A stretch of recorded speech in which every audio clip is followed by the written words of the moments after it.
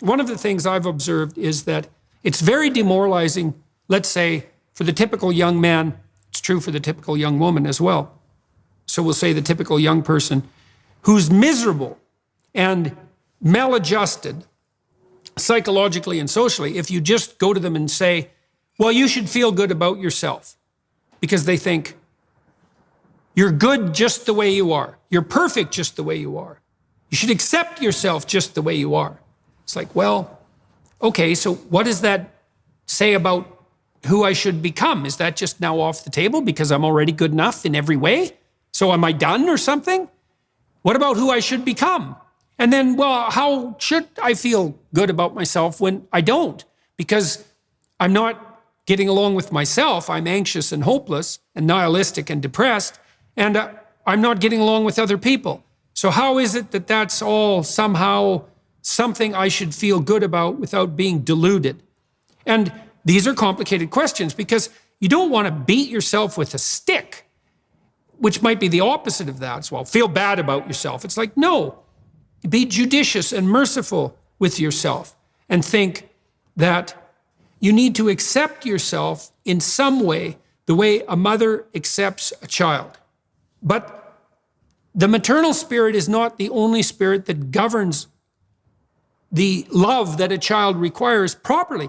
You have the paternal spirit of encouragement as well, which is, well, we need to shelter and protect you and to provide for your security the way you are, but you could be a lot better and should be, and I have faith that you could be, which is the love that I'm delivering to what you're becoming rather than what you are. You're not all you could be, and there's pain in that, and there's the necessity for a certain amount of judgment about that, and even a certain amount of exclusion, because what you are that is insufficient in some sense should not be allowed to propagate further.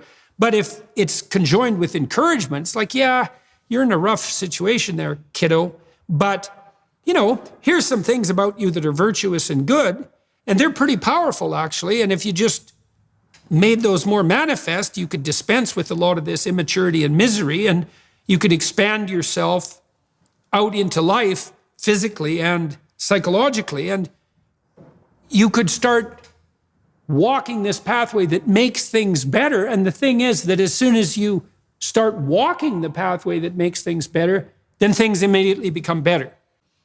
You don't want to judge who you are so harshly that you just destroy yourself and everything is cast into the pit. You want to take a look at yourself and say, look, you're a person among persons, and you have intrinsic worth, and you have your flaws, your sins, your domain of ignorance and inadequacy, but that doesn't mean that you're entirely worthless because of that. You have a base level value. That's intrinsic worth, let's say, that's reflective of the fact that you're made in the divine image in the most fundamental sense. You have intrinsic worth, and that's due a certain degree of baseline love. But there's the becoming problem. It's like, well, especially when you're young, most of you is still in the becoming phase. And so why wouldn't encouragement be the hallmark of love? The truth will set me free.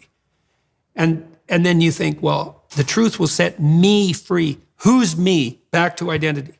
Well, if you're lying, it's not you by definition, because if you're lying, you're attempting to implement a falsehood. You're attempting to falsify the world and yourself. That's what a lie is. And so if something happens that's good because you lied, it's not happening to you. It's a reward for the spirit of deceit that you allowed to inhabit you. And if you reward the spirit of deceit that you allowed to inhabit you, it will grow. And I would not recommend that. That's a very bad idea.